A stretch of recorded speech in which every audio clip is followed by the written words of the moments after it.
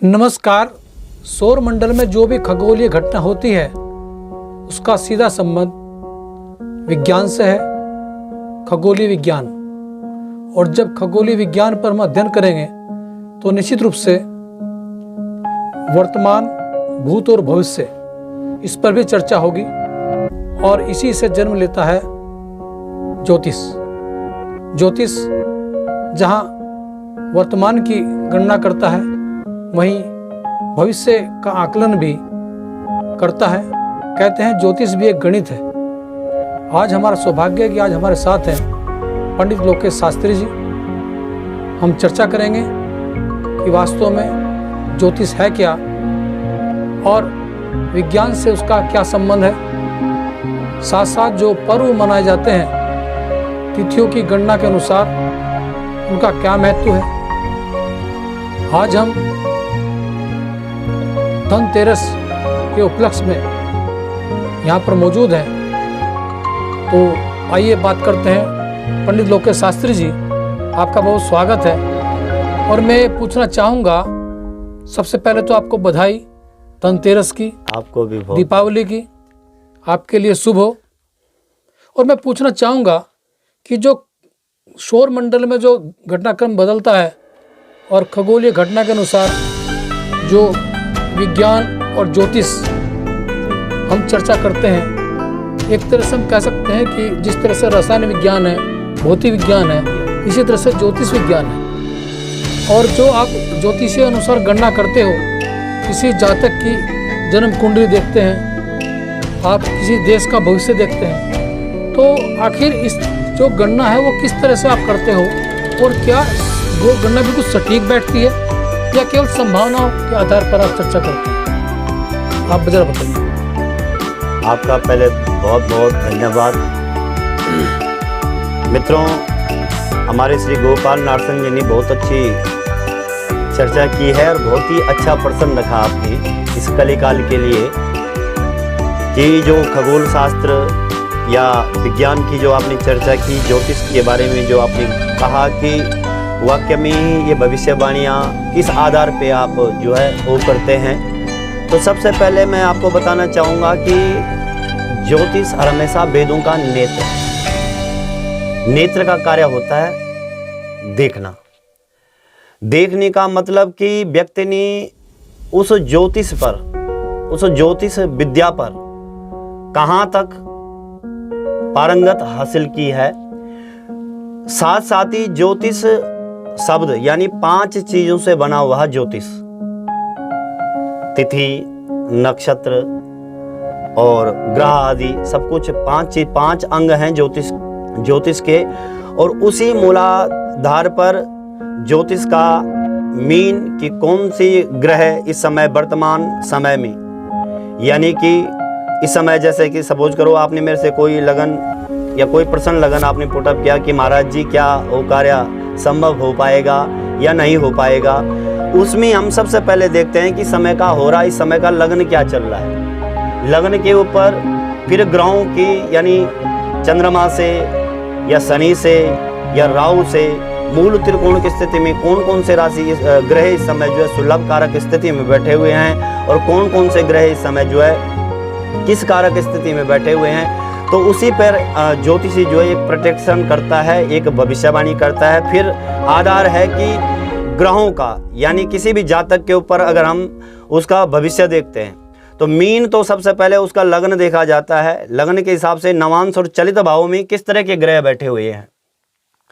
मानते हैं कि आज का जो विज्ञान है, इस विज्ञान ने तो आज ही चमत्कार किया। आज आप कहते हैं कि हमने सूर्य को पर आविष्कार कर दिया, चंद्रमा का आविष्कार कर दिया, सप्तविंशति यानी जो 27 विशेष रूप से जो तारा नक्षत्र मंडल है उस पर जो है हमने मतलब कि भविष्यवाणियाँ कर दी। परंतु मीन तथ्य आज सबसे प्रथम हम लोगों का सबसे बड़ा दुर्भाग्य यह है कि हम उस लोग को हकीकत ज्योतिष विद्या है क्या, ज्योतिष हकीकत, ज्योतिष वेदों का नेत्र है। भाई नेत्र का कार्य क्या होता है, नेत्र किस तरह उसमें जो है देख रहे हैं कि मतलब भविष्यवाणियां की आपने तरह तरह की भविष्यवाणी कर दी, परंतु भविष्यवाणी आपकी सिद्ध नहीं हुई। क्यों?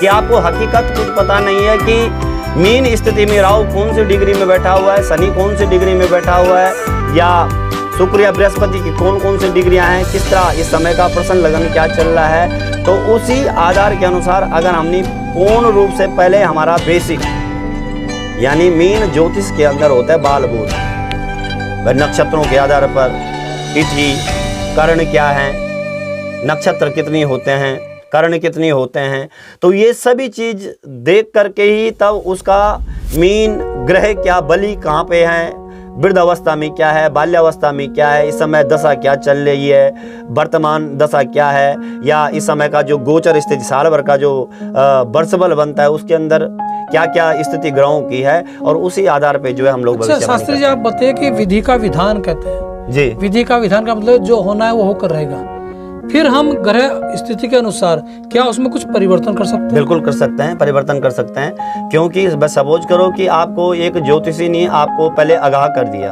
भाई बच्चे का भविष्य तो था कि उसने IAS अफसर बनना था और आप चाह रहे हैं कि मेरा बेटा जो है कोई अच्छा जो है डॉक्टर बन जाए, कोई अच्छा CMO बन जाए, परंतु बच्चे के ग्रहों के आधार पे ही जो है संपूर्ण कुंडली का निर्माण और उस बच्चे का भविष्य का निर्माण जो है, अगर कोई उस भविष्य करता है, कोई अच्छा ज्योतिषी है, वो ज्योतिष सही ढंग से उसका मूलांक कर रहा है, तो निश्चित रूप से ज्योतिष के हाथ में भविष्य होता है, क्योंकि वेदों का नेत्रों का कार्य होता है देखना। इसीलिए कहीं ना कहीं सपोज करो आपको कोई दुर्घटना होने वाली है, तो कहीं ना कहीं उस सत्कर्म करने से या ज्योतिष ने आपको आगाह कर दिया, उस कार्य करने से कहीं ना कहीं हम टाल सकते हैं, अनहोनी टाल सकते हैं जी, जी। यदि हम सचेत हो जाएं और उसकी तरफ जो जैसे कि माया मोह लोभ जो अहंकार जो होता है कि यदि हम उसके लिप्त न होकर के हम उससे अगर अलग हो जाएंगे तो निश्चित रूप से और ग्रह दशा के अनुसार अपने आप का अनुसरण करें, शायद हम उसको परिवर्तित कर सकते हैं। तो जैसे अभी हम दीपावली का पर्व है और धनतेरस आ रही है, तो थोड़ा सा हमें चाहेंगे अपने दर्शकों के लिए कि जो धनतेरस है वो वास्तव में इसका महत्व क्या है और हमें धनतेरस पर किस तरह का जो पूजा पाठ करना चाहिए, किस तरह खरीदारी करनी चाहिए। अक्सर एक बोर्ड लगती है पूरे मार्केट में कि कल का कारोबार बहुत बड़ा रहेगा, तो इस पर खरीदने का जो खरीदारी का जो हमारा एक कह सकते हैं कि एक शगुन है, तो वो कितना सार्थक है, क्या हमें वास्तव में खरीदारी करनी चाहिए या हमें कोई विधि विधान से पूजा पाठ करनी चाहिए? जी जी, जी। दर्शकों बहुत ही अच्छी बात नारसन जी ने पूछी है, और अब की बार पूरे विश्व में इतना संक्रमण दोष चारों तरफ फैला हुआ था, परंतु अब धीरे धीरे हमारे सनातन धर्म में त्योहारों की जो है पूर्ण रूप से वर्षा हो रही है। तो धनतेरस पे भी कई लोग जो है भयभीत हैं, कोई तो 12 तारीख बता रहा, कोई 13 तारीख बता रहा, परंतु मूल खरीदारी का जो अब की बार विशेष चतुर्योग यानी 4 ग्रहों का जो विशेष समावेश योग बना है, अब की बार 13 तारीख को विशेष धनतेरस का विशेष योग है, और विशेष योग में भी इसमें विशेष मुहूर्त देखा जाता है कि किस समय जो हमारा प्रतिष्ठांत है उसमें हमने किस समय जो है पूजन का समय रखें। तो इस समय अब की बार 13 तारीख को लगभग सुबह जल्दी अपनी प्रतिष्ठान पे चले जाएं दर्शक, और अपनी दुकानदारी पर जाकर के गणेश लक्ष्मी जी की स्तुति करें। जैसे कि एक दिव्य मुहूर्त प्रातः 6:10 से और 7:40 पे है, एक मुहूर्त जो है 11:42 से और 12:13 तक है, और एक मुहूर्त सायंकाल के समय सभी लोग अपने घर में जो है सुख और समृद्धि की प्राप्ति के लिए, आयु और आरोग्यता की प्राप्ति के लिए सायंकाल 5:30 से और 6:30 बजे का विशेष मुहूर्त है। और अब की बार विशेष स्वाति नक्षत्र पर विशेष ग्रहों का समावेश बन रहा है। तो इस समय जो है पूरे देश में, देश ही क्या पूरे संपूर्ण विदेश में जहाँ जहाँ भी ये सनातन धर्मवल्लभी भाई बहन होंगे उनके लिए बहुत ही सुलभकारक योग अब की बार बना हुआ है। तो दर्शक अपने घर में सुख समृद्धि के लिए जैसे कांसे के पात्र और तामा पात्र इसमें शुभ माना गया है, रजत पात्र शुभ माना गया है, सोने आदि के आभूषण भी आप खरीद सकते हैं। और ध्यान दें, विशेष सावधानी इसमें विशेष रूप से आपको बरतनी होगी कि जैसे भी कोई लोहे इत्यादि का सामान आपको नहीं खरीदना है, क्योंकि उसमें शनि अगर घर में ज़्यादा बली कारक स्थिति में आ जाएगा तो दिक्कत विघ्न बाधाएं कारक स्थिति हो सकती है। जैसे कि हमारे सनातन धर्म के अनुसार ही क्या ज्योतिष और मीमांसाओं पुराणों के अंदर भी इस धनतेरस, क्योंकि इसमें धन्वंतरी जी का एक प्राकट्य दिवस है और इस दिन जो है अपनी स्वस्थ स्वास्थ्य को लाभान्वित करने के लिए आप अपने घर में बैठ करके अचूक उपाय कर सकते हैं। भीड़ भड़ाके से थोड़ा दूर रहें और घर में बैठ करके सबसे सुलभ कारक समय जो मैंने आपको 5:30 से और 6:30 बजे का बताया है वो बहुत ही सुंदर समय है। और ख़ास कर दर्शक ध्यान दें कि अब की बार जैसे लोहे का, जैसे कैंची, चाकू, ये जो लोहे इत्यादि जो तामसिक पात्र हैं इनको अपने घर में कल के मतलब धनतेरस के दिन आप ना करें। शास्त्री जी, एक आखिरी सवाल मैं पूछना चाहता हूँ आपसे, क्योंकि ये जो पर्व है हमारा ये अंधकार से प्रकाश की ओर है। बिल्कुल है। तो क्या जो कोरोना रूपी अंधकार फैला हुआ है इसमें कोई प्रकाश की किरण होगी इस पर्व के बाद?